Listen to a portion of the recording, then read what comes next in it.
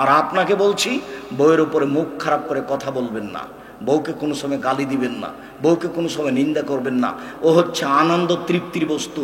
যেখানে আনন্দ আছে, যেখানে তৃপ্তি আছে, যেখানে ভালোবাসা আছে, স্বর্ণ দিয়ে ঘর বানালে অত শান্তি হবে না। বউয়ের কাছে যত শান্তি তৃপ্তি আছে, মখমল দিয়ে বিছানা সাজালে অত শান্তি হবে না। বউয়ের কাছে যত শান্তি তৃপ্তি আছে, এ কথা আমি বলিনি, এ কথা আল্লাহ তাআলা বলেছেন। যেখানে আছে শান্তি, যেখানে আছে তৃপ্তি, যেখানে আছে ভালোবাসা, সেখানে আপনি গালি দিবেন কেন, মারবেন কেন, কটু কথা বলবেন কেন? একবার যদি বলেন তোমার ঠোঁটটা মোটা, 10 বছর আপনাকে ভালোবাসতে পারবে না। একবার যদি বলেন রংটা কালো, তাহলে 10 বছর আপনাকে ভালোবাসতে পারবে না। আপনি দিন রাত প্রশংসা করেন, ও খালি প্রশংসা প্রিয়। বেশি প্রশংসা করলে সারা রাত পাটি বেঁধে দেবে। তা আপনার বোকামির কারণে আপনার কাছে ও সেবা করতে পারে না। নাম ধরে কাজ করবেন, কাজ করতে বলবেন, খালেদা জুতাটা নিয়ে আসা, তো নিজে খুঁজবেন না। যদি নিজে খুঁজেন তাহলে ও মনে মনে ভাববে আমার উপরে রাগ করেছে, সেই জন্য তো আমাকে বলে না। খালেদা জামাটা কোথায়, কলমটা কোথায়, নিয়ে আসো তো। এইভাবে আদেশ করবেন। আল্লাহ রাসূল বলছেন, আয়েশা জি না বেলিন খুমরা মিনাল মসজিদ, মসজিদ থেকে জায়নামাজটা নিয়ে আসো। তখন আয়েশা বলছেন, আমি তো ঋতুবতী, মসজিদে যাব মানে? আরে ঋতু হলো তো কি হলো, তোমার হাতে হাইজ লেগে আছে নাকি? মসজিদে যাও, জায়নামাজ নিয়ে আসো, আমাকে দাও। এ দেখেন আল্লাহ নবী আদেশ করছেন, আয়েশা জি হালুমিল মুদি ওয়া সাজিহা, ছুরিটা নিয়ে আসো তো, ধারালো করে নিয়ে আসো। এ দেখেন আয়েশা আল্লাহ নবী আয়েশাকে আদেশ করছেন। বউয়ের নাম ধরে কাজ করতে বলবেন, বউ 10 ছেলের মা হলেও। নইলে বড় ছেলের নাম দিয়ে বলবেন, আমাদের মা শোনো এদিকে। পরস্পর ডাকবেন, তাহলে ভালোবাসা বাড়বে। কতদিন থেকে কথা বলা বন্ধ আছে, আল্লাহ মাফ করো। আজকে যেন সকাল না হয় কথা না বলে দুইজনের মাঝে। শয়তান সুযোগ পেয়েছে, শয়তান বোকা বানিয়েছে, শয়তান সুযোগ পেয়েছে, শয়তান দুইজনকে বোকা বানিয়েছে। খুব সাবধান। বলছিলাম উপস্থিত বৈঠকের দিনই মুসলিম বোন, আপনাকে বলছি আপনি সতর্ক থাকুন। জান্নাতের সব দরজা খোলা, আপনি 4টা কাজ করতে পারলে, যদি আপনার বিষয়টি জাহান্নামের ব্যাপারও খুব কঠিন। ঠিক ওইরকমই জাহান্নাম। আল্লাহ রাসূল বলছেন 3 শ্রেণীর মানুষ জাহান্নামে যাবে, তার মধ্যে আপনি আছেন। 3 শ্রেণীর মানুষ জাহান্নামে যাবেই। 1 মধুমিনুল খামর, নিয়মিত বিড়ি তামাক জর্দা সিগারেট গুল নেশাদার দ্রব্য খায় পান করে যে, সে জাহান্নামে যাবে। 2 ও রাজলাতু মিনান নিসায়ে, পুরুষের বেশধারী নারী, যারা পুরুষের জুতা স্যান্ডেল পরে, যারা পুরুষের শার্ট প্যান্ট পরে, যারা পুরুষের পোশাক পরে, ওরা জাহান্নামে যাবেই। 3 যে বাড়িতে বেহাইয়ের সুযোগ দিয়েছে, যার স্ত্রী ফ্যাশন বোরকা পরে রাস্তাঘাটে যায়, যার মেয়ে নগ্ন পোশাকে স্কুল কলেজে যায়, এ দায়ুস তাহাজ্জুদ পড়লে লাভ হবে না। যদি 3 চিল্লায় লন্ডন চলে যায় তবুও হবে না। এদিকে ঘোষণা হয়ে গেছে জাহান্নাম। তওবা করে পথ থেকে ফিরে আসতে হবে।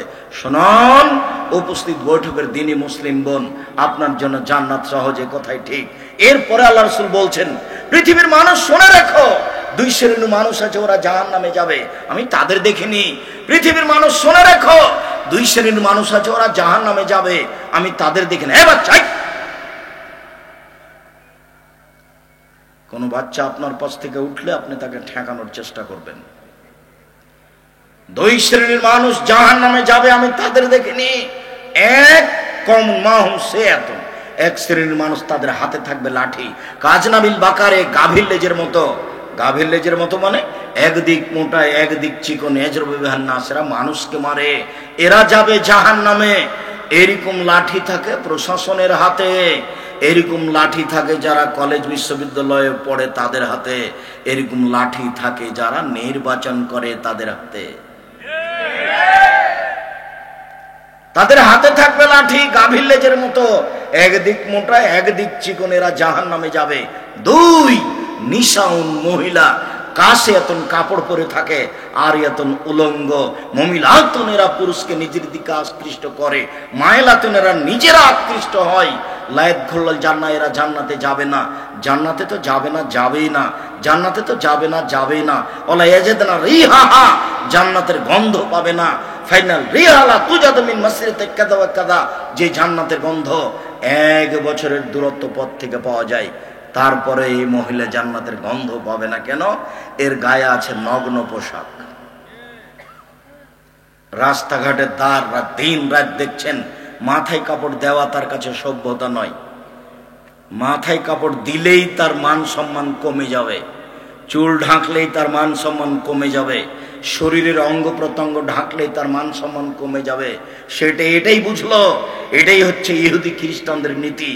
ওরা যুদ্ধ করে মুসলিমকে কোনোদিন পরাজয় করতে পারেনি, তাই বুদ্ধির যুদ্ধ শুরু করেছে, গার্মেন্টস তৈরি করে ওদের মাঠে নামিয়েছে, স্কুল কলেজ তৈরি করে ইংরেজের নীতিতে, রবার্ট ক্লাইভের নীতিতে স্কুল কলেজ তৈরি করে তাদেরকে মাঠে নামিয়েছে। এই হাই স্কুল প্রাইমারি রবার্ট ক্লাইভের হিসেবে এটাই এনজিও, এদেরকে মাঠে নামিয়েছে। নগ্নতা এদের কাছে পছন্দ হয়েছে, তাই এই পোশাকে তারা স্কুল কলেজ যাচ্ছে। নিজেরা তো জাহান্নামে চলে গেছে, বাপ মাকে লাইন লাগিয়েছে। সাবধান, উপস্থিত বৈঠকের দিনই মুসলিম বোন, আপনাকে বলছিলাম, আপনাকে আমি কষ্ট দিতে আসিনি, আপনাকে অনেক ভালোবাসি। আপনি যে ভালোবাসা নিয়ে এসেছেন সেই ভালোবাসা আমাদের পক্ষ থেকেও থাকছে। আপনাকে এই পথ থেকে ফিরে আসার জন্য অনুরোধ জানাচ্ছি। আপনি আপনার বোনদেরকে বলে দেন, খালাকে বলে দেন, ফুফুকে বলে দেন, ফুফু খালা আপা এই পোশাক পরিবর্তন করুন। যে পোশাকের বিনিময় জাহান্নাম, এই পোশাক আমরা পরব না, জাতির ক্ষতি করব না। আব্দুর রাজ্জাক বিন ইউসুফের বাড়ির পক্ষ থেকে, আব্দুল্লাহর আম্মার পক্ষ থেকে একটা বই আছে, সম অধিকার নয় মর্যাদা চাই। বইয়ের নাম কি? সম অধিকার নয় মর্যাদা চাই। সম অধিকার কি করব? আমার তো একটা মর্যাদা আল্লাহ দিয়েছেন, নবী দিয়েছেন, সেটা আমার প্রয়োজন। তারপর আর একটা বই আছে, তার লেখা, কেন এই নির্যাতন কি তার প্রতিকার, কেন এই নির্যাতন কি তার প্রতিকার। তারপর আর একটা বই আছে, কেন হব অবরোধবাসিনী। বেগম রোকেয়া লিখেছেন অবরোধবাসিনী, তাই পাল্টা বই লেখা হয়েছে কেন হব অবরোধবাসিনী। আমি অবরোধবাসিনী মানে আমি কেন অবরোধবাসিনী হব? আমি মুহাম্মদ সাল্লাল্লাহু আলাইহি সাল্লামের নিয়ম পালন করি। আমি মুসলিম হিসাবে আল্লাহ যে নিয়ম দিয়েছেন সেই নিয়ম পালন করি। সম্মানিত দিনী ভাই বোন, এতিমের লালন পালনের বিনিময় জান্নাত। পৃথিবীর মানুষ শুনে রেখো, কেউ যদি এতিমের লালন পালন করে তাহলে সে আর আমি জান্নাতে এইভাবে থাকবো। আমার দিকে দেখেন, মহিলারা তো আঙ্গুল দেখতে পায় না, প্রজেক্টর আছে কিনা জানি না। তো আল্লাহ রাসূল বলছেন যে তর্জনী আর মধ্যমা এভাবে দেখালেন যে ও আর আমি জান্নাতে এইভাবে থাকবো। তখন দুই আঙ্গুলের মাঝে একটু ফাঁকা রাখলেন। দেখো দেখো, এতিম লালন পালন করলে সে ব্যক্তি আর আমি জান্নাতে এইভাবে থাকবো, পাশাপাশি একটু ফাঁকা রাখলেন। এখানে আরেকটা কথা আছে, ওইটা বলে নিয়ে এখানে ফিরে আসছি। আল্লাহ নবী বলছেন, দুইটা মেয়ের যদি কেউ লালন পালন করে, বেটির পড়ালো, বিবাহ শাদী দিয়ে দিল বাপ হিসাবে, তাহলে আমি আর সেই বাপ জান্নাতে এইভাবে থাকবো। তখনও তিনি তর্জনী আর মধ্যমা দেখালেন, তখন দুইটাকে জমা করে দিয়েছে। তাহলে দুই মেয়ের লালন পালনের বিনিময় বেশি না এতিমের লালন পালনের বিনিময় বেশি? দুই মেয়ের লালন পালনের বিনিময় বেশি, যদিও এতিমের লালন পালনের বিনিময় অনেক অনেক। জামিয়া সালাফিয়া ডাঙ্গিপাড়া পবা রাজশাহী, জামিয়া সালাফিয়া রূপগঞ্জ নারায়ণগঞ্জ ঢাকা, যেটা আপনার বাড়ির পাশে আছে, এখানে আছে 350 জন এতিম। আপনার কোনোদিন মনে পড়ে যাই দেখে আসি? দেখি সামনের শুক্রবারে আপনি যাচ্ছেন কিনা। সামনের শুক্রবারে আপনার বাড়ির পাশে এই প্রতিষ্ঠানে মসজিদের উদ্বোধন হবে, যে মসজিদের জমি হচ্ছে 200 শতক ইনশাআল্লাহ। যেই মসজিদের এক তালাতে 10,000 মুসল্লি একসাথে সালাত আদায় করতে পারবে। আমরা মনে করছি ভারত, বাংলাদেশ, পাকিস্তান, এশিয়া মহাদেশে সঠিক আকীদার সবচেয়ে বড় মসজিদ সেটা আপনার বাড়ির পাশে। আপনি মূল্যায়ন না করলে আমার কিছু করার নেই। আমি আপনাকে বলতে যদি কম করে থাকি তাহলে আমি ক্ষতিগ্রস্ত, তবে আমার মনে হচ্ছে আপনাকে আমি বলতে কম করিনি। আপনাকে আমি দাবি বলে জানিয়েছি, তার আগের বাক্যে বলেছি আমার মনে বড় স্বাদ, আমি এদেশের মাটিতে উন্নত মানের প্রতিষ্ঠান গড়বই ইনশাআল্লাহ, যেখানে ছেলে মেয়েরা বাংলা, ইংরেজি, আরবি উন্নত মানের শিক্ষা অর্জন করে জাতির অন্যায়ের বিরুদ্ধে লড়বে। মুখে কলমে মিডিয়ায়, মুখে দিনরাত বলছি, ছেলেরা বলছে, আর কলম তো চলছে মাসিকা লিতে পত্রিকা। জানি না আপনি নেন কিনা, 25-30 টাকা দিয়ে যদি আপনি না নেন আর মনে করেন যে আপনারা যে ফাঁকি দিয়ে দিয়েছি দিয়ে খুশি হয়ে যান, তাহলে আমার কিছু করার নেই। তবে মাসিক আল ইতিসাম পত্রিকা বের করার জন্য জীবন বাজি রেখে আমি চেষ্টা চালিয়ে যাচ্ছি। ব্যয়বহুল খরচ আছে, লক্ষ লক্ষ টাকা খরচ আছে। কেন? যেই বাড়িতে আমি যেতে পারি না, যে এলাকায় আমি যেতে পারি না, কই ঢুকতে পারলাম না তো হবিগঞ্জে সেদিন, তো পত্রিকা তো গেছেই, ওটা ঠেকাবে কি করে? ওটা তো চলে গেছে। তারপরে মিডিয়া অনলাইন ইতিসাম টিভি, ওটা তো তার মোবাইলে চলছে, সেটা কি দিয়ে ঠেকাবে? যার জন্য দিন প্রচারের মাধ্যম শুধু যে বক্তৃতা তা নয়, মিডিয়া আছে, কলম আছে। এই লক্ষ্য উদ্দেশ্যে জীবন বাজি রেখে চেষ্টা চালিয়ে যাচ্ছি। এই চেষ্টা বাস্তবায়নের জন্য আপনাকে আমি অনুরোধ জানিয়েছি যে একটু মুখে বলবেন, আল্লাহ তুমি জামিয়া সালাফিকে কবুল করো। এখন এই জামিয়া সালাফি রূপগঞ্জ, নারায়ণগঞ্জ, ঢাকা প্রায় 50 বিঘা জমির উপরে অবস্থান করছে। প্রায় 800 শতক জমির উপরে বালু পড়েছে। আপনি একটু যাবেন, একটা প্রতিজ্ঞা করেন যে অন্তত এখানে যাব। আমি আপনার চাঁপাই রাজশাহী থেকে আপনার এখানে এসেছি, আর আপনার বাড়ির পাশে আপনি যেতে প্রস্তুতি নেবেন না? আপনি যাবেন, আপনার ভাই যাবে, আপনার বোন যাবে, আপনার খালা যাবে, আপনার ফুফু যাবে, সবাই এই প্রতিষ্ঠানে যাবে, দেখবে, দোয়া করে আসবে। আপনার দোয়াটা কবুল হয়ে গেলে কোটি টাকার চেয়ে বেশি দাম দিবে। প্রতি মাসে 24 লক্ষ টাকা বেতন লাগে। আপনি যদি বলেন কই আমরা তো নরসিংদী জেলার মানুষ, 1 টাকাও দিই না, তো চলছে কিভাবে? এভাবেই চলবে। যার জন্য আমি বলেছি আপনি টাকা না দিলেও চলবে, কিন্তু আপনি টাকা না দিয়ে থেকে যান, এটা আমি চাই না। কেন? পতিতালয়ের মহিলা যদি কুকুরকে পানি পান করে জান্নাত পেতে পারে, আমি জামিয়া সালাফিয়া 10টা টাকা দিয়ে জান্নাত কিনবো ইনশাআল্লাহ। এই লক্ষ্যে আপনাকে আমি দান করার জন্য বলি। তবে দান করার কথাটা আমি পরে বলি, আর আগে যেটা বলি সেটা হলো আপনাকে একটু মুখে বলতে হবে। আমার দাবি আপনাকে রক্ষা করতেই হবে যে কোনো মূল্যে। সেটা হলো এই, আল্লাহ তুমি জামিয়া সালাফিকে কবুল করো। আর পরেরটা আমি বলিনি, তবে আমি আপনার টাকা না হলেও জামিয়া সালাফে গড়ে উঠুক, এটা আমি চাই না।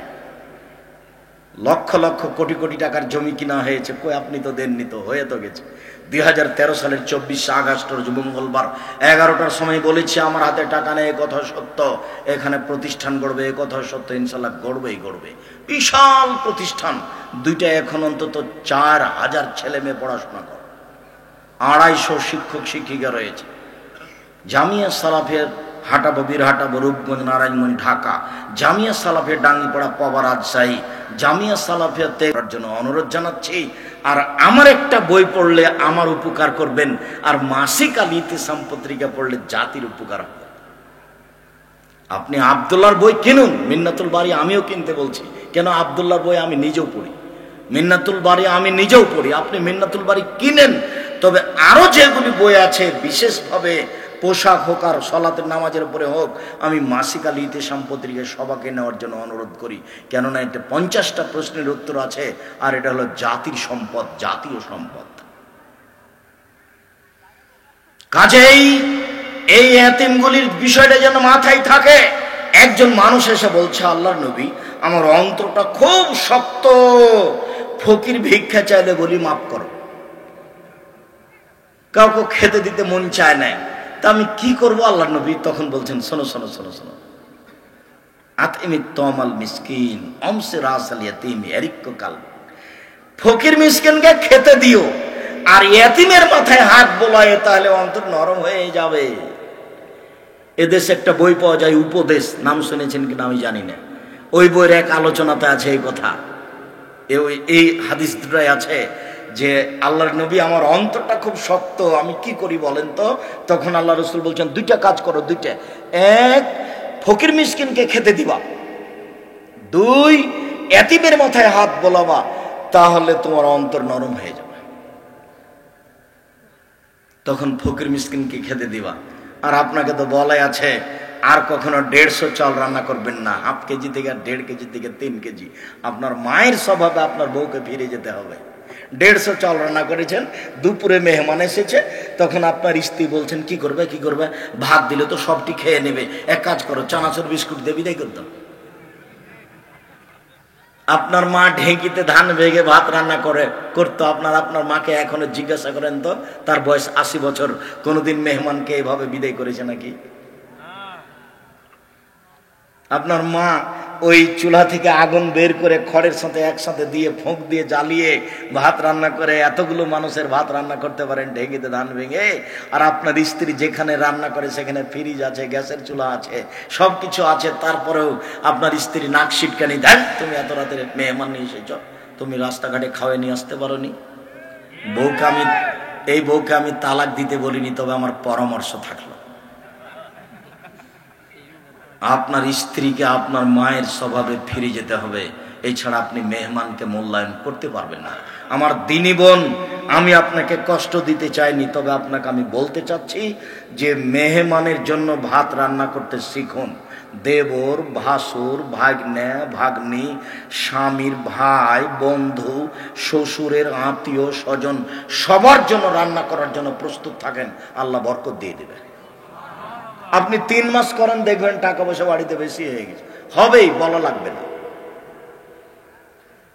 বলে আব্দুর রাজাক সাহেব বলেছেন বাড়ির নাম কি মেহমানখানা, ওটা আমার মা রেখেছে, বাড়ির নাম মেহমানখানা। তো এখন তো আর ওখানে থাকি না, প্রতিষ্ঠানের ভিতরে থাকি। তো এখন আমি প্রতিষ্ঠানে প্রতি মাসে কিছু টাকা পয়সা দিই, আপনি যাবেন প্রতিষ্ঠানে, খাবেন, ইনশাল্লাহ সমস্যা নেই। এরপরে যদি বাসায় পরিবেশ আসে তাহলে আপনাকে খাওয়ানোর ব্যবস্থা করা হবে। মেহমানকে দেখে আমরা ভয় পাই না, হিন্দু হোক আর মুসলমান হোক আর যাই হোক না কেন, 1 দিন হোক না 10 দিন হোক, যেতেই তো চাচ্ছেন না। কখন যে রাজশাহী যাবেন অপেক্ষা আছি। আর বৃহস্পতিবার শুক্রবার অবশ্যই যাবেন, সম্পূর্ণ পরিবার যাওয়ার চেষ্টা করবেন। আমার মনে বড় সাধ, আমি এদেশের মাটিতে উন্নত মানের প্রতিষ্ঠান গড়বই ইনশাআল্লাহ। ফকির মিসকিনকে খেতে দাও, সম্মান করো, তাহলেই জান্নাত পাওয়া যাবে সহজেই। পৃথিবীর মানুষ শুনে রেখো, ফকির মিসকিনকে যদি খেতে দিতে পারো, একসাথে 3টি বড় কাজের নেকি হবে। 1, আল্লাহর পথে জিহাদ করলে যত নেকি হয়, ফকির মিসকিনকে খেতে দিলে তত নেকি হয়। 2, রাতে তাহাজ্জুদ পড়লে যত নেকি হয়, ফকির মিসকিনকে খেতে দিলে তত নেকি হয়। 3, নিয়মিত নফল রোজা থাকলে শাবান মাসের 1 তারিখ থেকে 15 দিন পর্যন্ত থাকবেন, বৃহস্পতিবার সোমবার থাকবেন, প্রতি মাসে 3 দিন থাকবেন, আরাফার দিন থাকবেন, মহরমের 2 দিন থাকবেন। নিয়মিত রোজা থাকলে যত নেকি হয়, ফকির মিসকিনকে খেতে দিলে তত নেকি হয়। একসাথে এক কাজে 3 নেকি। আমি যদি বুঝাতে না পারি তাহলে আমি অক্ষম, বুঝাতে পারলাম না। 1 কাজে 3 নেকি, 3টাই কোনোটাই কম নাই। 1, আল্লাহর পথে জিহাদ, বিনিময় জান্নাত। 2, রাতে তাহাজ্জুদ, বিনিময় জান্নাত। 3, নফল রোজা, সেম, বিনিময় জান্নাত। সবটাই দামি দামি ইবাদত, একটা দিয়ে 3টা পাওয়া যায়। বলেন তো সেটা কি? ফকির মিসকিনকে খেতে। তোমার স্বভাব আমার মনে আছে, তুমি মোটরসাইকেল নিয়ে ভিতরে যাচ্ছিলে বাড়ির দিকে, তখন একজন ফকির দরজায় দাঁড়িয়েছিল, তখন তুমি বিরক্ত হয়ে বলছিল সরো সরো, তাড়াহুড়ার সময় রাস্তা ঘেরে আছে, ঝামেলা পাকা এখানে, সরো তো। তোমার স্বভাব এইটা। আর ফকিরে ভিক্ষা চাইলে খালি বলো মাফ করো। তুমি তো আমার পরামর্শ নেওনি, মুরব্বী ভাইজান, আপনি তো আমার পরামর্শ নেননি, আমার পরামর্শ ভুলে গেলেন। আমি বলেছি স্ত্রীকে বলবেন, এই শোনো, বাসা থেকে যখন বের হব তখন 50টা 100 টাকা 10 টাকা নোট দিও তো। 500 টাকা নোট পকেটে থাকে, ফকির যখন আসে তখন আমি বলি মাফ করো, ভাঙতি নেই। আমি কত ক্ষমা চাইবো ফকিরের কাছে বলো তো? দিন রাত আমার ক্ষমা চাইতে চাইতে পার হচ্ছে। তো তুমি একটু 100 টাকা দিতে পারো না? 10টা 100 টাকা নোট দিয়ে দিবা, 10 টাকা নোট দিয়ে দিবা, তাহলে তো আমার 10টা ফকির পার হয়ে যাবে। এই ছেলে, তোমাকে বলছি, তুমি স্বভাব পরিবর্তন করো। তোমার মাকে বলে দিও, আম্মা, যখন আমি বাড়ি থেকে বের হব তখন আপনি আমাকে 50টা 100 টাকা খুচরা দিবেন। এটা উচিত, আপনার মায়ের উচিত, আপনার স্ত্রীর উচিত, জরুরি। উপস্থিত বৈঠকের দিনই মুসলিম বোন শোনেন, আপনাকে বলছি, সংসার করার অর্থ ভালো করে রান্না করতে পারা নয়। সংসার করার অর্থ আব্দুর রাজাক সাহেব আসলে নিজ হাতে স্বাদ করে রান্না করে খাওয়াবো, আমি এটা চাচ্ছি না। আমি চাচ্ছি যে আপনার স্বামীর পকেটে, আপনার ছেলের পকেটে আপনি খুচরো টাকা দেন, যাতে করে ফকিরকে মাফ করুন এই কথা বলা না লাগে। আমি নিজে যখন বাড়ি থেকে বের হতাম তখন আমার মা বলতেন, কি দিয়ে যে বুঝতাম এটা বুঝি না, আমার মা তো নিরক্ষর, আমাকে বলতেন যে বেটা ছেলে বাড়ি থেকে বের হলে খালি টাকায় বের হতে হয় না। তখন আমার মা কিছু খুচরা টাকা দিত আমার সাথে, আর বলে দিতে ফকির মিসকিন চাইলে এটা দিবা। আমরা বাড়িতে তো এই অভ্যাসে চেষ্টা করি। এখন আপনাকে আমি কতদিন থেকে বলে আসছি, কেন জানি আপনার স্বভাব পরিবর্তন হয় না। দাড়ি এখনো ছোটই করছেন, তা আমি কতদিন থেকে বলছি ছোট করা যাবে না। দাড়ি এখনো চাঁচছেন, কতদিন থেকে বলছি দাড়ি চাঁচা যাবে না। এখনো প্যান্টটা টাকানোর নিচে আছে, এখন আপনি দোকানে বসে আড্ডা পিটেন। কতদিন থেকে বলছি জীবনে 4টা কাজ জরুরি: 1 5 ওয়াক্ত সালাত, 2 হালাল রুজি, 3 কোরআন তেলাওয়াত, অন্তত সূরা ইখলাস। কয়বার? 3 বার। 4 দোকানে বসে আড্ডা না পিটা, যেখানে 2 জন বসে আছে সেখানে বসবেন না। সেখানে গিয়ে যদি বসেন আর ওরা যদি আর একজনের কথা বলে, ওই চেয়ারম্যান খুব খারাপ, তখন তুমি যদি বলো হ্যাঁ ঠিকই বলেছিস, আসলেই খারাপ। এবার আপনি তাহাজ্জুদ পড়ে যান, দেখি সব গেছে, যত টাকা পয়সা দান করেছেন তাহাজ্জুদ পড়ে সব চলে গেছে। এটা মানুষের বদনাম, এটা খুব জটিল, খুব খারাপ। যার জন্য আল্লাহ রাসূল বলছেন মুখ বন্ধ রাখো, জান্নাত পাবা। মুখ বন্ধ করে দাও, জান্নাত প্রতীক্ষমান আছে তোমার জন্য। সম্মানিত দিনী ভাই বোন, ওয়াল ইয়াতামা ওয়াল মাসাকিন ওয়াল জারিল কুরবা ওয়াল জারিল জুনুব, নিকট প্রতিবেশীর সাথে ভালো আচরণ করো, দূর প্রতিবেশীর সাথে ভালো আচরণ করো। আল্লাহ নবী বলেন, ইয়া নিসাল মুসলিম, হে মুসলিম মহিলা, লা তাহাকরান্না জারাতান লিজারিক, কখনো তুমি তোমার প্রতিবেশীকে তুচ্ছ মনে করো না। প্রতিবেশী গরিব হতে পারে, প্রতিবেশী ফকির হতে পারে, প্রতিবেশী নিঃস্ব হতে পারে, অতএব প্রতিবেশীকে কখনো তুচ্ছ মনে করো না। কিছু দিও, ছাগলের পায়ের খুরের সমান হলেও, মানে প্রতিবেশীকে অল্প কিছু দিতে শিখিও। আবু জার গেফারি রাদিয়াল্লাহু তাআলা আনহু বলেন, আল্লাহর নবী বললেন, আবু জার, এজা তাবাখতাল মারাকাতা, যখন তুমি তরকারি রান্না করবে, ফাকসের মাহা, তরকারিতে পানি বেশি দিয়ে দিও, তাজিরানাকা, দিয়া প্রতিবেশীর প্রতি লক্ষ্য করিও। তরকারিতে পানি বেশি হলে তরকারি বেশি হবে, তাহলে প্রতিবেশীকে একটু তরকারি দিতে পারবা, প্রতিবেশীকে একটু দিয়ে খায় আবু জার গেফারি।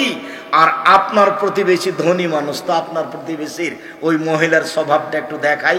সেই মহিলা কিন্তু আপনার বাড়িতে কিছু দিতে পারে না, জমিদারি দেখায়, অনেক ভালো করে তরকারি রান্না করে। তা আপনার স্ত্রী গরিব মানুষ, একদিন একটু তরকারি দিয়ে পাঠিয়েছে, তখন তরকারিতে ঝোল একটু হা দিয়ে জিভে কি যে রান্না করে, এগুলো ফেলে দে। এটা আপনার স্ত্রীর স্বভাব, ওর স্বভাব পরিবর্তন করতে হবে, নাহলে বউকে তালাক দিতে হবে। এগুলো ভালো নয়। এই নাম হচ্ছে হোস্তিনী, এ দিয়ে সংসার চলবে না। প্রতিবেশীর তরকারি যতই খারাপ হোক, মন্তব্য করা নিষেধ। তুমি জমিদারের মেয়ে, তুমি একটু ভালো তরকারি বাটি ভর্তি করে পাল্টা দাও না। রাসূল সাল্লাল্লাহু আলাইহি সাল্লামের জীবনে এমন কোনোদিন কেউ তাকে দেয়নি যেটা তিনি পাল্টা দেননি। ওই যে ভুলে গেলেন কেন? ওই যে আল্লাহ রাসূলের ঘরে অন্য স্ত্রী একটা তরকারি দিয়ে পাঠিয়েছিলেন, মানে আয়েশার ঘরে। তখন ওই দাসীর হাতের উপরে আঘাত করে আয়েশা বাটিটা ভেঙে ফেলেছিলেন। আমার স্বামী এখানে আছে, আমার সতীন কেন তরকারি দিয়ে পাঠাই? আয়েশার এগুলো খুব ঝাল হতো। আয়েশা রাদিয়াল্লাহু তাআলা আনহা বাটির উপরে আঘাত করে বাটি ফেলে ভেঙে চৌচির করে দিলেন।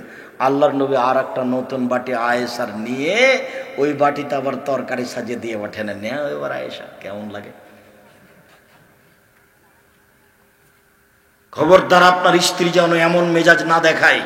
নিঃস্ব প্রতিবেশীকে লক্ষ্য করতে হবে, এ কথাই ঠিক।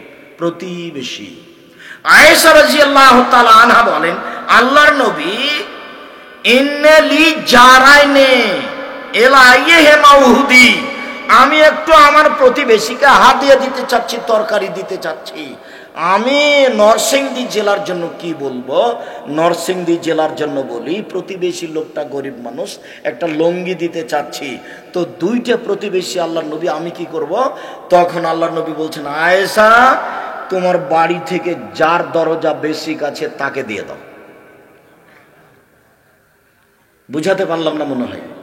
প্রতিবেশী তো 4-5 জন, 4-5টা দিতে পারবেন একদিনে, তো দেওয়া শুরু করবেন কার থেকে? যার দরজার নিকটে, যার বাড়ির নিকটে, তার থেকে শুরু করবেন। আয়েশা থেকে শুরু করবেন, ওটা কোন কথা? আয়েশাকে তো ওটা উত্তর দিলেন আল্লাহর নবী, যেটা আয়েশাকে আল্লাহর নবী উত্তর দিলেন সেটা এখন আমার আপনার সারা পৃথিবীর মানুষের।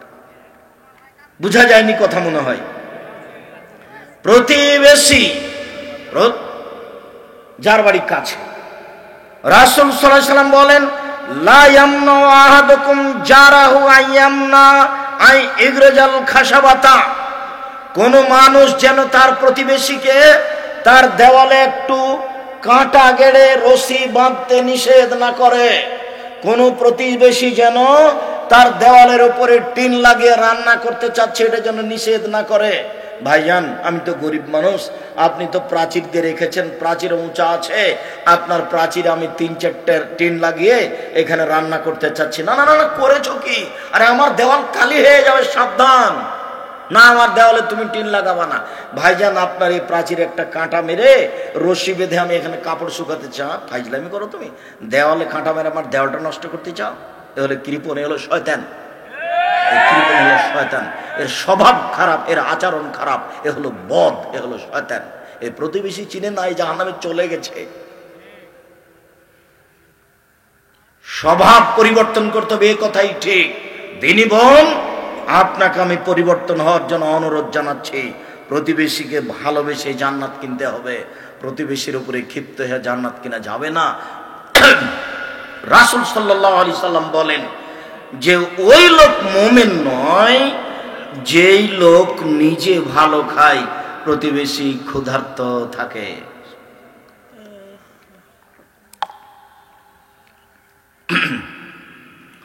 একটা লোক এসে বলছে, আল্লাহ নবী, কাইফা আলামানি আহসান্ত আসাত, আমি যে ভালো মানুষ এটা আমি কি দিয়ে বুঝবো?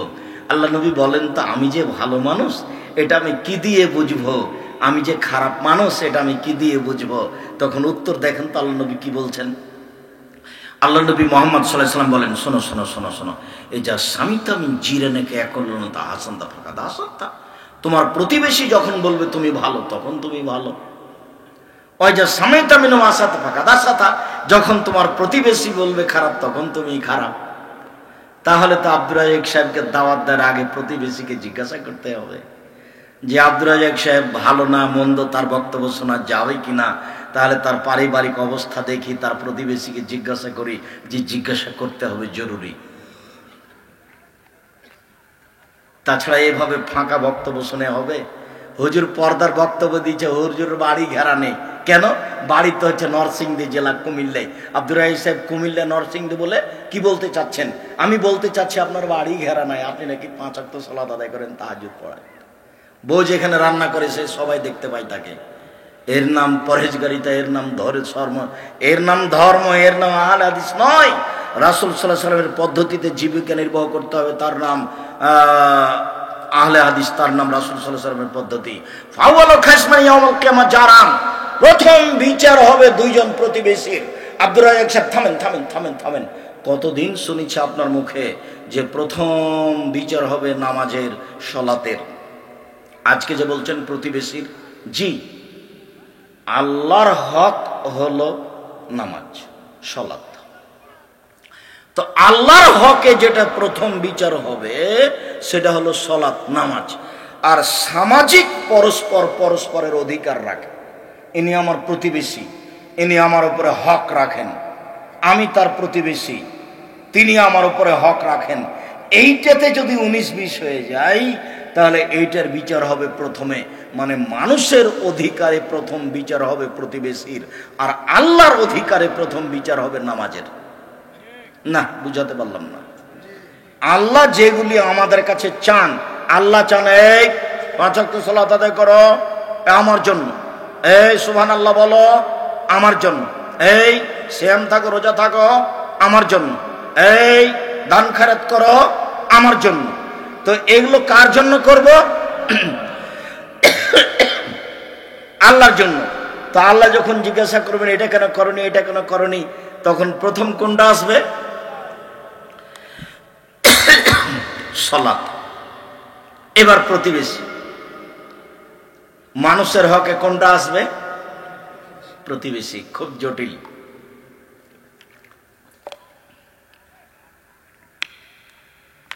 আলোচনার শেষে চলে আসলাম। 2-একটা হাদিস। রাসূল সাল্লাল্লাহু আলাইহি সাল্লাম বলেন, আল্লাহু লা ইউমিনুল জান্নাহ, আল্লাহু লা ইয়াদখুলুল জান্নাহ মাল্লা ইয়াকমান জারহু বাওয়াইকাহু, আল্লাহর কসম ও জান্নাতে যাবে না যে তার প্রতিবেশীকে কষ্ট দেয়।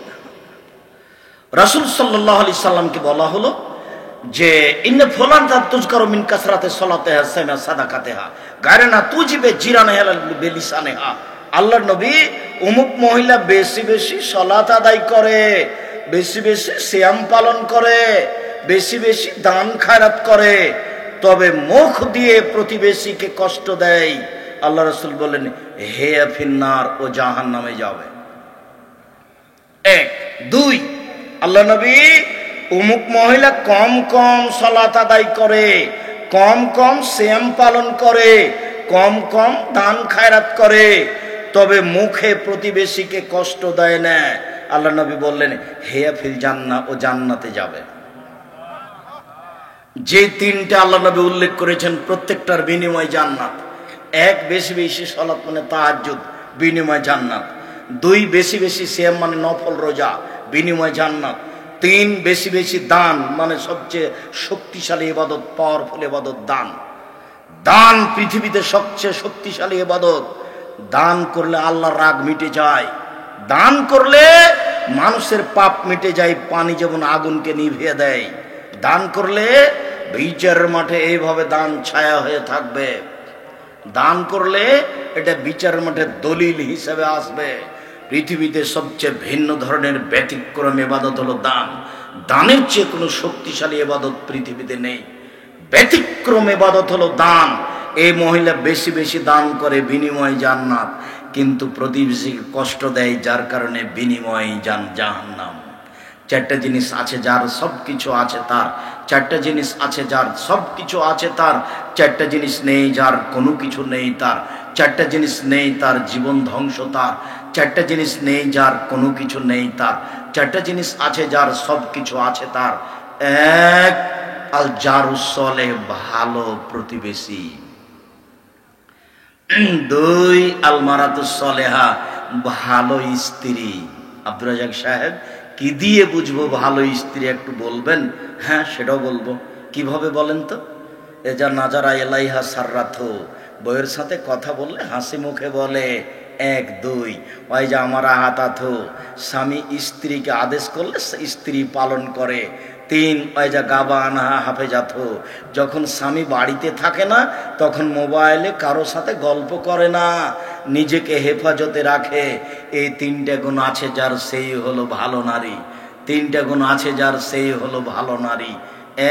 এক, স্বামীর সাথে কথা বললে হাসি মুখে বলে। দুই, স্বামী আদেশ করলে পালন করে।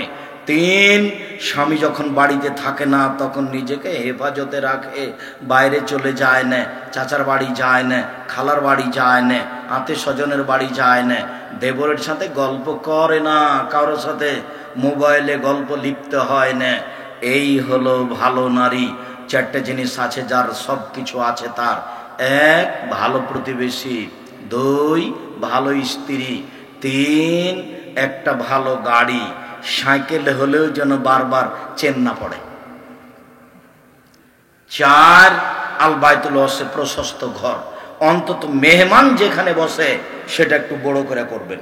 5 জন 10 জন প্রতিদিন যেন মেহমান খায়। আর আজ থেকে বলে দিবেন বউ যেন 150 চাউল রান্না না করে। উপস্থিত বৈঠকের মুসলিম বোন, এই স্বভাব আজ থেকে বাতিল। কি করতে হবে বলেন আব্দুর রাজ্জাক সাহেব? অন্তত হাফ কেজি। আমরা তো মাত্র 200 চাউলের খাবো, তার যে 300 চাউল, বলে 300 চাউল ফকিরে খাবে। ফকির নাই তো গরু ছাগলে খাবে, সেটা নাই তাহলে বাড়ির উপরে রেখে দু, পাখিতে খাবে।